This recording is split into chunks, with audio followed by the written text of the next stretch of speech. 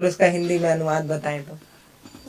देखिए, जो है हम आपको एक कथा सुनाते हैं श्री रामचरितमानस का। भगवान राम से अगर कोई प्रेम तो सब करते हैं, लेकिन कोई सबसे ज्यादा प्रेम करने वाला है तो वो माता कैकेयी है। लोग तो समझ नहीं पाते हैं, कहते हैं कि वो तो वन में भेज दी थी, वो कैसे प्रेम करती हैं।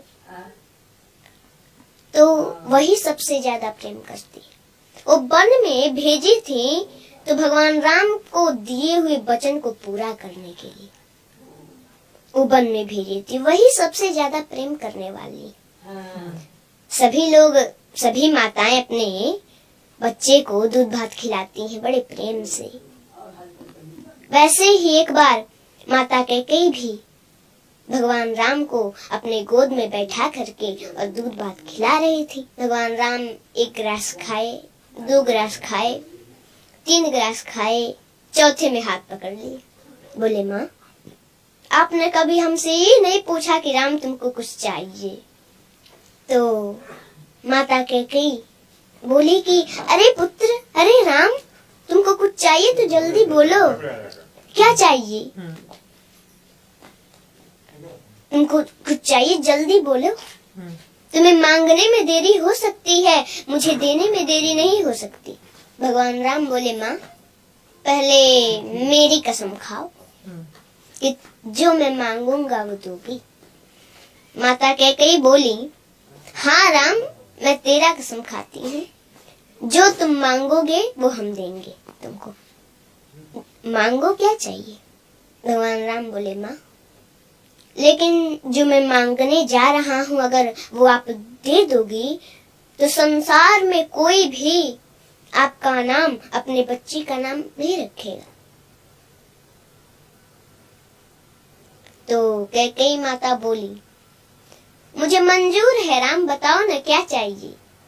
मेरा नाम, अपनी बेटी का नाम कोई न रखे, ये मुझे मंजूर है। मेरा राम प्रसन्न रहे, इससे बढ़कर मेरे लिए और क्या हो सकता है। भगवान राम बोले, माँ, लेकिन जो मैं मांगने जा रहा हूँ अगर आप दे देंगी तो संसार में आपका अपजस होगा। माता कैकेयी बोली, मुझे जस मिले, मेरा राम प्रसन्न न रहे तो वो जस मुझे नहीं चाहिए, मुझे अपजस मंजूर है। भगवान राम के आंखों में आंसू आ गए। बोले, माँ, लेकिन जो मैं मांगने जा रहा हूँ वो आप दे देंगी ना तो कदाचित आपको वैधव्य जीवन भी देखना पड़ सकता है। माता कैकेयी जब ये सुनी मौन हो गई। आप ही बताइए, कोई भी भारतीय स्त्री हो तो उसको ये बात तो खटकती है। मौन हो गई माता कैकेयी। थोड़ी देर मौन रही, फिर कुछ देर के बाद बोली, राम, मुझे कदाचित वैधव्य जीवन ही क्यों ना देखना पड़े, वो भी मुझे मंजूर है। बताओ तुम्हें क्या चाहिए? भगवान राम बोले, माँ, एक समय ऐसा आएगा, मेरा विवाह होगा, मैं फिर अयोध्या आऊंगा और उस समय हमारे लिए आपको 14 वर्षों का वनवास मांगना पड़ेगा। जब कैकेयी माता वनवास सुनी तो तुरंत धड़ाम से गिर पड़ी, जमीन पर बेहोश हो गई। भगवान राम ने जल से छींटा मारे तो कुछ देर के बाद होश आया। उठ के बैठी, थोड़ी देर मौन है, फिर बोली, राम, रो रही हैं? बोली, राम, देखो, मुझे अपजस भी मंजूर है, मेरा नाम, अपनी बेटी का नाम संसार में कोई न रखे, ये भी मंजूर है। कदाचित तो ना देखना पड़े, वो भी मुझे मंजूर है, लेकिन मेरा राम मुझसे दूर रहे, ये मुझे कदाचित मंजूर नहीं है। राम, मैं तुम्हारे बिना 1 मिनट नहीं रह पाती, तुमने 14 वर्ष सोच भी कैसे लिया? राम, ये वरदान वापस ले लो, मैं नहीं दूंगी, मैं नहीं दे सकती है वरदान। भगवान राम बोले, माँ, आपको ये वरदान देना होगा क्योंकि आपने हमारी कसम खाई है, और अगर मैं बन नहीं गया तो सरभंग ऋषि की जो है मांस गल चुके हैं, बस हड्डियां बची हैं जो कि अब सूख रही हैं। माता सेवरी, उनको हमारा दर्शन कैसे होगा माँ? उनको बन जाना पड़ेगा।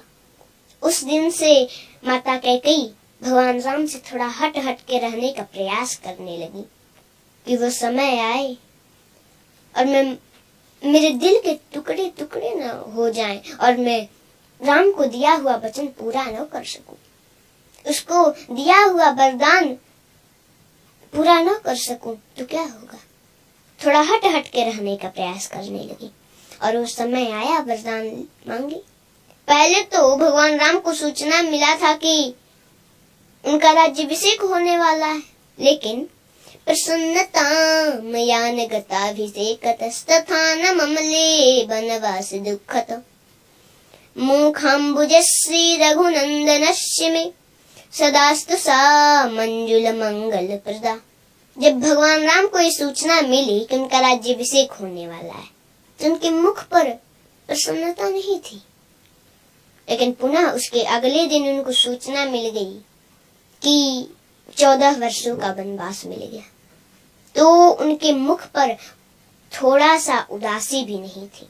उस समय तो प्रसन्न हो रहे हैं कि अरे पिताजी ने हमको अयोध्या का राज नहीं, पिता दिनी मोहि कानन राजू, पिताजी ने मुझे अयोध्या का राज नहीं, मुझे तो जंगल का राजा बना दिया। वो तो प्रसन्न हो रहे हैं और उस समय उपदेश देते हैं कि कोई भी परिस्थिति हो उसमें प्रसन्न रहना चाहिए, हंसते रहना चाहिए। कोई प्रसन्नता की बात सुन ली, ज्यादा उसमें प्रसन्न भी नहीं होना चाहिए, और कोई दुख का बात सुन लिया तो उसमें ज्यादा दुखी भी नहीं होना चाहिए। हर परिस्थिति में एक जैसा रहना चाहिए। जी देखिए, पुत्र और माता के बीच का जो प्रेम है वो इन्होंने कितने प्यार से समझाया है। इतना इससे पहले भी कई बार राम कथा सुनी होगी, कई बार आपने मंचों पर सुनी होगी, मैंने भी सुनी है, टीवी में देखा है, कई बार मम्मी के साथ सत्संग जाना हुआ है, लेकिन इतना प्यार से आज तक कभी नहीं सुनी। इतने मधुर आवाज में कहाँ पे ठहराव देना है, कहाँ पर पिच गिराना है कि आप उस वाक्य से जुड़ पाए, कहाँ पर पिच उठाकर हाई बोलना है, ये एक कला है।